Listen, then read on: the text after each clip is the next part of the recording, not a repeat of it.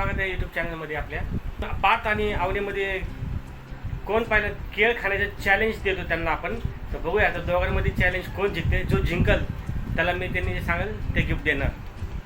आवनी आणि पार्थ तुमच्यात केळ खाण्याचं चॅलेंज सुरू होणार आहे. मी सांगाल तेव्हा स्टार्ट करायचा. हां, केळ हळूहळू खावा. मी तुम्हाला 1 मिनिटाचा टाईम देतो. 1 मिनिटाच्या टाईममध्ये केळ संपलं पाहिजे. हां काय म्हटली? घड्याळ आहे माझ्याकडे, तू नको त्याची काळजी करू.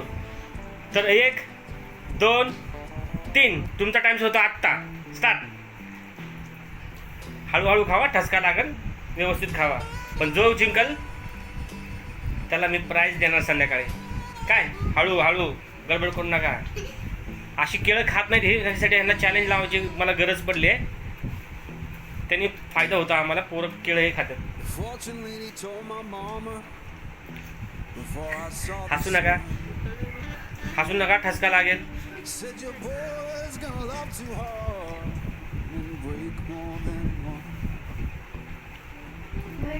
पार्थ अजिबात जेवत नाही. पार्थसाठी ही मला अशी आयडिया करावी लागते.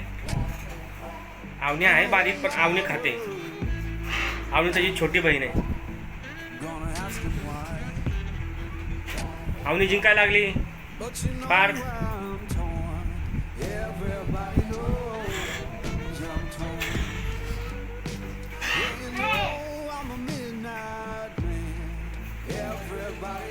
आवनीकडे अजून भरपूर शिल्लक आहे. आवनी हारणारे असं वाटतंय. पार्थ फिनिश. पार्थने फिनिश केला. आवनी लॉस. आवनी हारली. पुण्यातील गणपती दगडूशेठचे दर्शन घेण्यासाठी आम्ही आलेलो आहे. आत्ता आहे आम्ही मंडईमध्ये. मंडईची मार्केट महात्मा फुले मार्केटमध्ये आहे. तिथून आम्ही शॉर्टकट रोड आहे, त्या रोडने आम्ही आता निघत आहे. टमाटे भाजी संपूर्ण मार्केट आहे.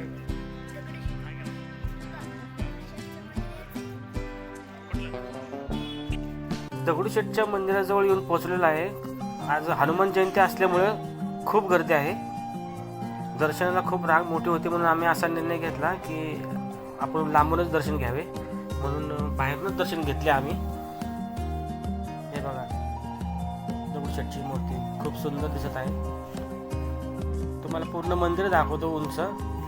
हे बघा, पूर्ण उंच मंदिर दाखवतो तुम्हाला दगडूशेठचं. छान आहे ना.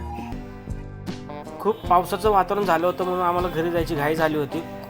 आभाळही खूप आले होते, पाऊस पडणारच होता.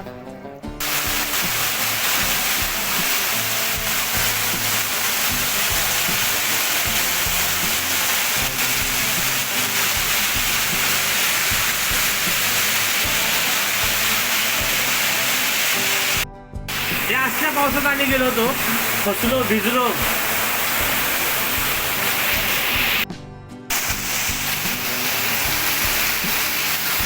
दिसतंय का?